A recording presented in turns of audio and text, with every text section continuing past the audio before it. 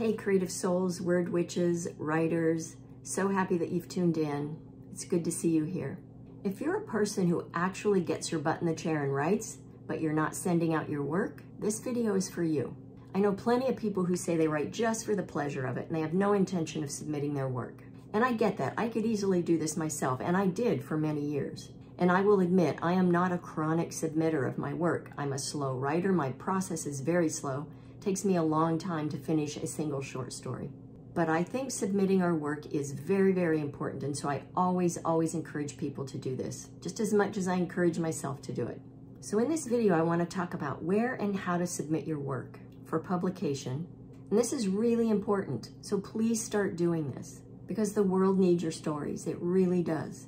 Before we get too deep into this, if you don't know me, my name's Johnny. I'm a retired adjunct writing professor and a published fiction writer. For 2 decades, I help college students get their words on the page. Now, I teach fiction writing and screenwriting to adults in custody. I call myself a word witch. I believe I'm on this earth to heal the world through stories, whether it's the ones I write and tell or the ones that I help you write and tell. I would love your likes, shares, and subscribe so I can grow this channel and do more in my quest to heal the world through stories. Because as I always say, stories can heal the world, so let's do it together. Also, I want to mention before the deadline, if you need support in writing regularly, please consider joining my Alchemy of Writing membership group. From now through July 20th, so for the rest of cancer season, you get the founding member price of just $18 a month, and you maintain that for the life of your membership. After that, it's going to go up to $28 a month. And so what you get right now is we meet once a week virtually online and we write together in silence. There's also a live Q&A, and I've just created a brand spanking new community on a platform called Heartbeat. Took me a while to find what I was looking for, but I can't stand Facebook. Slack and Discord, they're fine, but I feel like they jangle my brain, and I've discovered that most of the people that are drawn to me and who want to work with me are as sensitive as I am, so they're empaths, intuitives, neurodivergents, HSPs. And I really wanted to find a good place for us so that we wouldn't all combust internally. So the goal of that was to create a space where we could all stay emotionally regulated, our nervous systems could feel calm. So I'll put links in the description so you can learn about it, register if you are interested. I would really love to see you in there.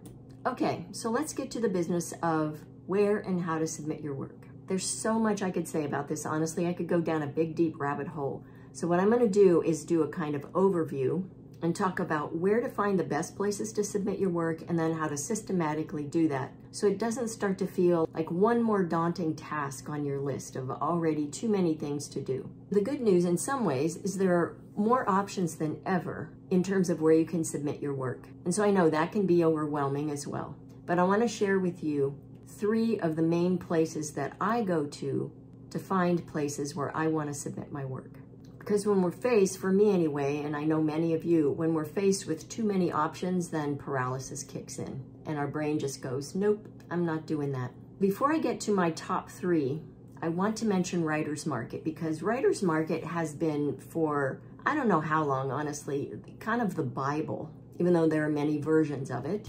The Bible of publications where writers can go, but some things have changed with it, and I'm not such a big fan of it lately. And here's why.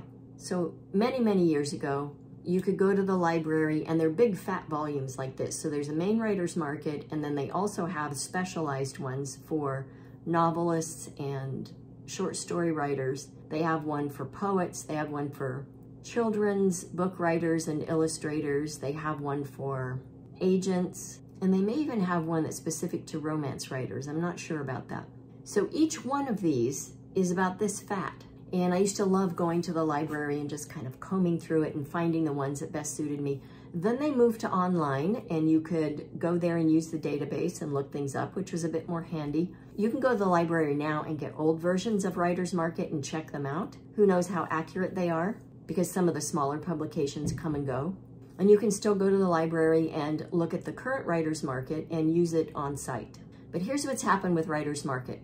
It was acquired in 2019 by Penguin Random House, and nothing has happened with it since. They're maintaining their current subscribers according to their website. Their current subscribers can get new copies of new editions. They're not taking new subscribers. and it says for the foreseeable future, the website really doesn't do anything. So you can't look things up anymore. I just think, what the hell, right? I don't know what's happened, but it's kind of irritating. So I'm not recommending Writer's Market. I just wanted to tell you that it used to be a really major kind of go-to for a lot of writers, and now it's in this weird kind of limbo, which I don't get.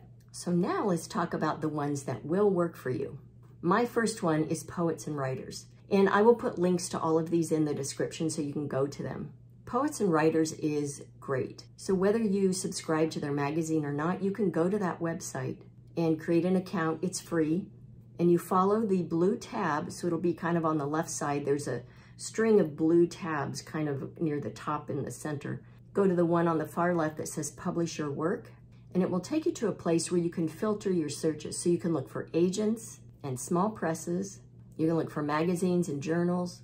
You can even sort by genre and reading periods. So it really cuts down on the time suck that this kind of research can be.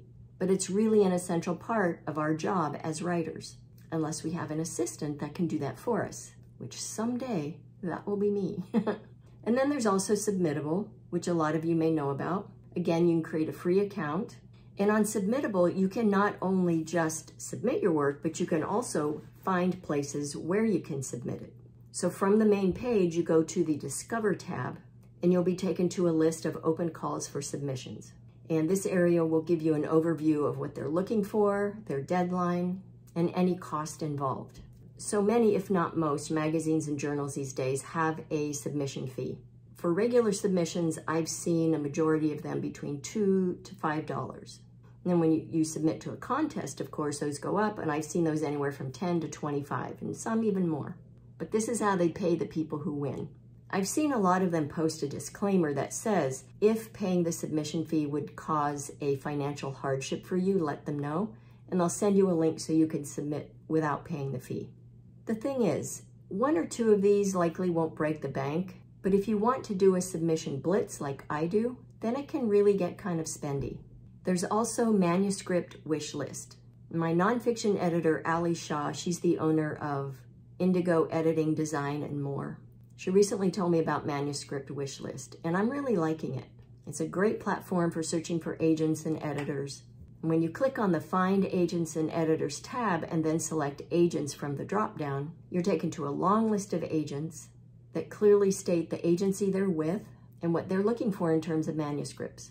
And then from there, you can click on each one's name and learn a whole lot more about them, about their backgrounds, and more details about what they're looking for. You can also do a genre name search to cut down even more on the time you spend searching. I recently signed up for their email list, and they don't send a lot of emails, which is good news if you're kind of over having your inbox flooded all the time. So I recommend them as well. You can also just, I do this often, is do a search, just a random kind of general Google search on, for example, something like flash fiction publishers that pay. Because getting published is one thing, but getting paid, that's pretty nice, right? So one tip I gave my class at the prison where I teach is, to crank out a bunch of flash fiction stories and get them published. And maybe you'll make some money in the process. But then you can also kind of build your writing resume. And they asked me, isn't that cheating? By just writing a bunch of really like 500-word stories. And of course it's not cheating. I think flash fiction is harder to write than longer pieces, for me anyway, because I love my words. So I tend to write longer short stories. And I've challenged myself to write flash fiction stories, and it's a really good exercise for me. So you might want to try that too. Okay, so now let's talk about how to submit your work. And I'm talking about a system to get your work submitted, not necessarily how to use each platform. So first thing, if you don't already do this, create a document so that you can track your submissions. And it's true that platforms like Submittable do that for you, but I like to include other information and notes to myself.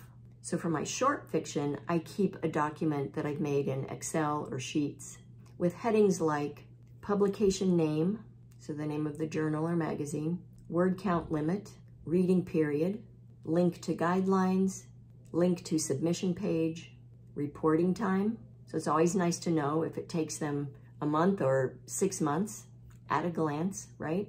Contact info, the date submitted, what they pay if they do, and their response. So whether it was accepted or declined, and then any notes I want to make to myself.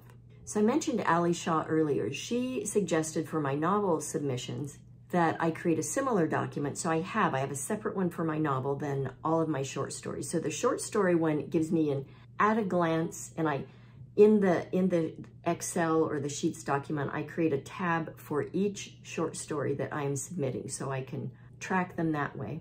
And then on each tab, I have this at a glance overview of where I've submitted, where still needs to be submitted, and so forth.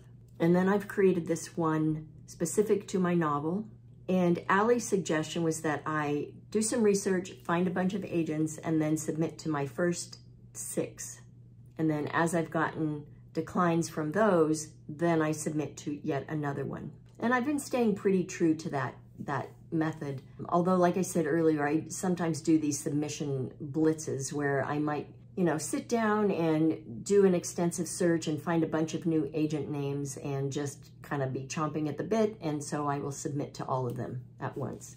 I also use a color scheme highlighting system to help me kind of just at a glance see where I am. And I'll explain how I do that. So for the agent one, I will put pretty similar to the headings I mentioned for the short story submissions.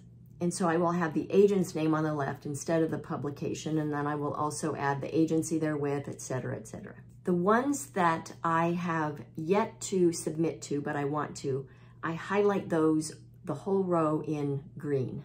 The ones that I have submitted to and I'm waiting to hear from, I highlight in yellow. The ones that I've gotten declines from, I highlight in red, and I move all those down to the bottom. And then I have all white, which are names that I have found that are maybe not my top picks, but maybe eventually I will submit to them. Then under that, I have all the greens, then all the yellows, and then the reds at the bottom. And so I really don't have to look at the reds, and that's why I shove those down to the bottom. And so it gives me kind of a stair-step view of where I am in the process with all of them. And I figure if I have submitted to more than 6 people, the worst thing that can happen is I get more than one yes. That wouldn't be a bad thing, right? I also want to say something about getting yeses. So I read an article the other day sort of cautioning novelists to not accept immediately the first yes that they get from an agent. It's an easy thing to do, especially if it's our first novel. We just want someone to say yes. We want to see it in print, right? I've gotten a couple of yeses, and I will say neither of them were the right option for me. And I look at finding an agent a bit like dating or finding a life partner. I think most of us are not going to accept the first willing soul that we have who wants to spend time with us and get to know us, right? We need to be more discriminating than that, especially if we're looking for a life partner. To me, the same is true with a novel, with finding an agent who you can hopefully go through your writing career with. So it has so much to do with their credentials, what they've done, who they've published, and it also has so much to do with their personality and do you mesh. And for me, a lot of that is how kind and compassionate are they, because I do not want to work with somebody who's kind of brusque. I just don't do well with that. So being really selective is important. I really think that submitting our work should be a regular part of our writing practice. And that doesn't mean we need to be submitting work every single day. The way I approach it is I take 2 or 3 hours a month. And because I'm a person who tends to do things in big chunks of time, I might carve out 2 or 3 hours on a Saturday, do some research, find a list of journals or magazines or agents, put them on my grids that I've created, and then spend the rest of the time submitting. And then here's a really important thing. Put it out of your mind after that. Your work is done. You've written it, you've sent it, you're done. Sitting there and waiting for the phone to ring, so to speak, will just make you crazy. So just click submit, then get on with your life. Do the next task you need to do, get back to your writing, whatever it is. Go for a walk. I just did a video on the correlation between walking and writing. And then the only other thing you need to do once you've submitted something is get excited about the good rejections. So I've also made a video about those, so check that out if you haven't seen it.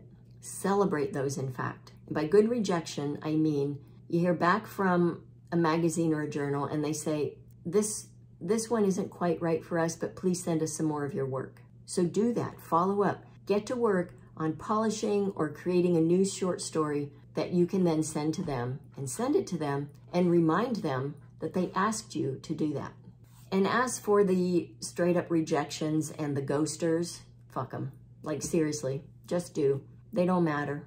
They really don't. It's like meeting people in your life that aren't right for you. Like who cares? Who cares what they think? Same goes for publishers and agents, like their loss. And of course, when you get a yes, like really celebrate. I mean, really, really celebrate, because that's a big deal. All right, so those are my tips on where and how to submit your work. Let me know in the comments where you find the best places to submit the work that you create. I'd love to know what you write, what you're working on now if you feel like sharing, and how you track your submissions. I'd really love to know. All right, sending you mad writing mojo. Happy writing.